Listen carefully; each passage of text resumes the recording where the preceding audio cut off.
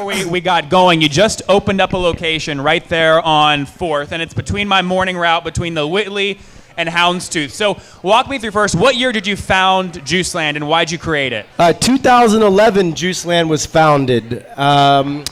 2011, but I started a juice company in 2003, so I've been making juice since 2001, so 15 years in the business, 3 different names.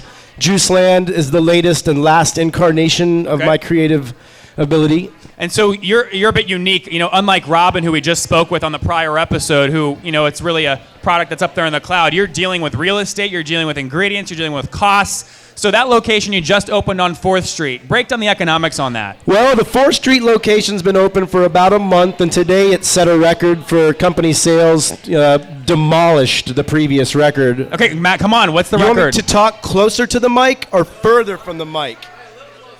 Okay, so like right about here. Okay, so yeah, we just smashed the company record today.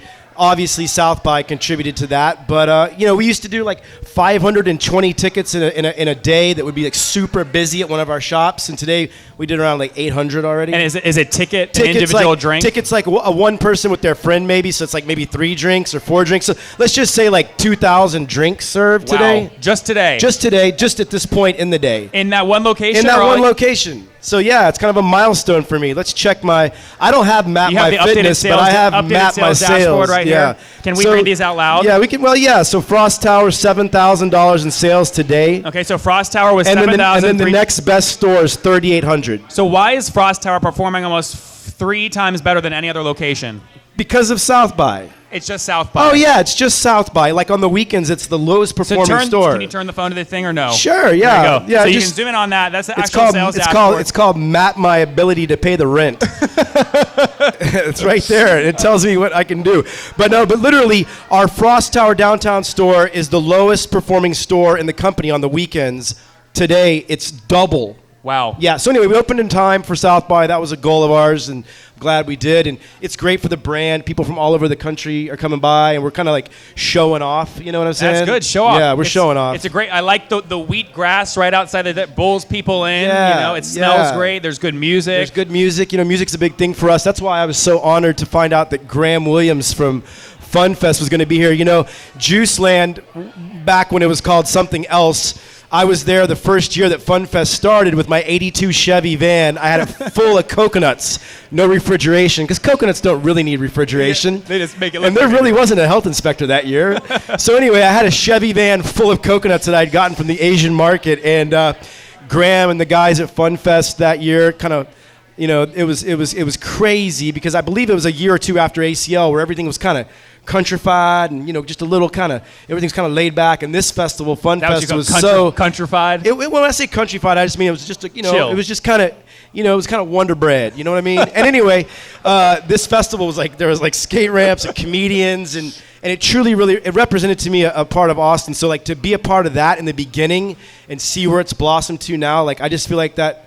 It kind of tells a story. So help us understand total size. So in 2015. Yeah, 2015. How many total employees? We have 275 employees, 14 locations in Austin, 1 in Houston, 1 in Brooklyn. Okay, and total revenue 2015. 2015, I think we did maybe $10 million in sales between all like 14 stores, 15 stores. Okay, and when you start looking at margin and include just the hard cost of the actual juice, what was gross margin on that?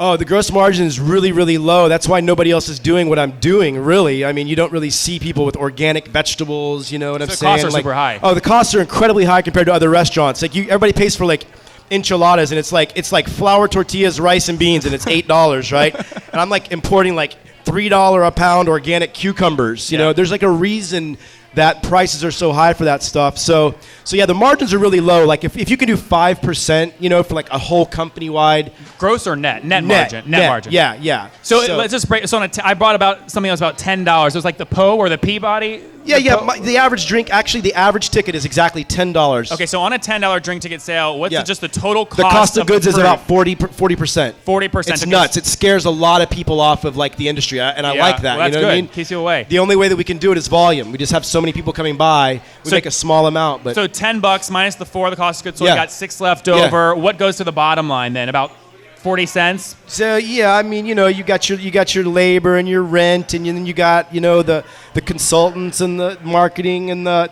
next thing I know, I'm just happy to like go on vacation a couple times a year. Where's the last time you went to vacation? The last time I went on vacation, I took my wife to New York last week for our 20th anniversary. Kelly, congratulations. Yeah, That's 20 exciting. years. We left the kids at home. We went to the Broadway play and a jazz club and that whole Very thing, you cool. know? Very cool. Yeah, but the last real vacation we went on, we took the nonstop flight from Austin to Cabo San Lucas with the kids, and it was badass because you don't have to like, you know, Do in and out. It's like find me a nonstop with the kids and I'm on it. So, totally, you kind of give us a lot of unit economics. Walk us through that Frost Bank location. So, like, to get that location, what is the? I mean, do you have to sign a 10-year rent? You on sign that? a 5-year lease with a 5-year option. Most industry standards is that 5 years. And what does that cost per month?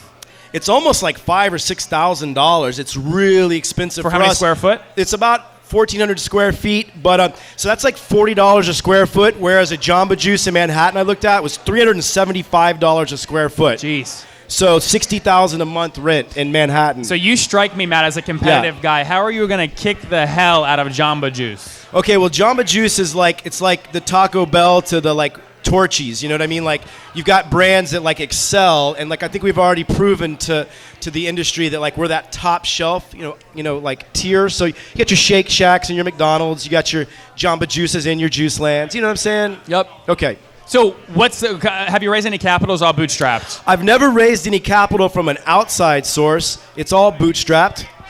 Did you put a bunch of your own money in? I didn't have a bunch of my own money. No.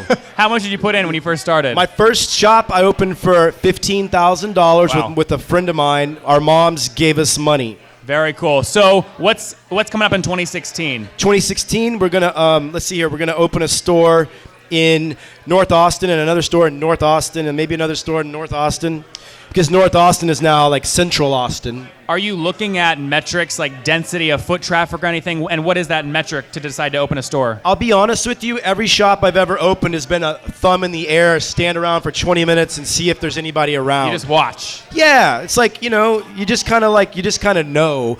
I've never looked at demographics once. And, okay, great. So you think you'll be at about maybe 20 stores, 24 stores by the end of the year? No.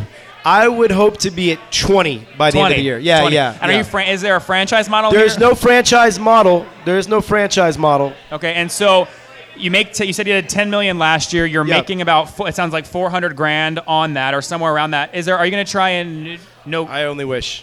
40? Keep going. Okay, we'll keep going. How do you juice that up? How do I juice it up? Was that bad? Was that really corny? No. So the way you do it is you increase your volume through quality. You want more people to come through the door, so the better you can serve them and the better the product can be and the consistency of the product, more and more people will find out. And so that's all we do is we just hope that someone says, damn, that was way better than the other place. Yep. And then more people show up. I got to tell you, folks, I researched the heck out of folks before they come on the show. I've drank the juice. It's extremely, extremely good. He's drinking it now. His muscles are getting builder as he drinks it. What the hell is in this stuff? It's so good. It's just called raw nutrients. Raw nutrients. Raw nutrients. Well, hey, before we wrap up and get into my favorite part of the show, Yeah. if people want to connect with you guys personally online, where Yeah. can they do that? Connect with me personally. You personally and the brand. They could. Well, you could find us on Facebook, and then there's also we don't really have an app yet. Yeah, you know, our Instagram, all that stuff. Yeah, I kind of chip into the Instagram. At JuiceLand. Yeah, Well, yeah. And this is the first time we're obviously doing this live, so Matt's got some surprise he's going to give away. But before Yeah. he does that, we're going to get into my favorite part Yeah. of the show. Matt, do you know what's next? No, Come on, it's time. You just started Robin before you. It's time for the famous five. Are you ready? I'm ready. Are you nervous? No, I thought I was gonna get to talk for longer. What do I only get, like Dude, there's 6 like minutes? It's got to be fast. I know, but like, Kelly, who do you guys needs- have time Who when you're needs downtime? I was gonna plug some stuff. Well, All you right. can plug stuff after. But All right, I'm gonna plug listen, after. You can't. You ever listen to podcasts? You don't have time to listen to like a freaking hour and a half long podcast, right? I don't listen to podcasts. I just listen to my wife and my kids. And Bonus points. Yeah. Bonus points. Yeah. All right, famous five. Number one, Matt. What's your favorite business book? my favorite business book, a book about business. Or other book. I mean, I don't know what books you're reading. What other Well, books? I'll tell you my favorite book of all time is Prometheus Rising by Robert Anton Wilson. You know, one of the major currents is that belief is is the death of thought. And so like having an open mind has always like led me to be able to do business more effectively, I think, because I'm always looking for, you know, a different angle as opposed to like, that's the way it is. And it has to be that way. Yeah. So I love Prometheus Rising. All right, number 2, is there a CEO that you're following or studying right now? Okay, so the CEO that I love and admire the most, it's a tie between Tim League at the Alamo Draft House and Tito Beveridge at Tito's. Those two guys I admire the most, I think. Number 3, is there a favorite online tool you have, like Evernote? No, I don't really have that. Nope. No, I think Gmail is amazing. What is it, Joomla? Gmail. What's Gmail? Gmail, like you can search for something that you like said to someone like 5 years ago and it pops up. Sorry, folks. Google paid a lot of money for that placement, let me tell you, so we had to sneak it in. I'm just saying, I'm not a tech person, but it's really amazing. Good. Yeah, I love Gmail. No. Number 4, yes or no? Do you have 2 kids, you said? I have 3 kids. 3 kids, you're married, yes or no? Do you get 8 hours of sleep every night? I go to bed about 9:30 and get up about 6. So yeah, 8.5. Close. All right, fair enough. Yeah. And last question, how old are you now? I'm 38. Take us back 28 years. Sorry, hold on. Yeah, 20 years. 18 years. What do you wish your 20-year-old self knew? I think, what do I wish my 20-year-old self knew?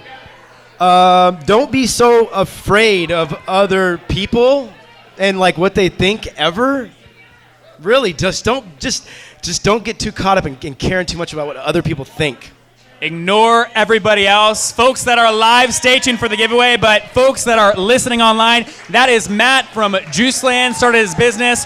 Who wants a hat? Over Who wants a hat? I don't $10 have million Cadillacs, in I've got hats. sales. We'll Who catch wants you a live hat? later. Okay.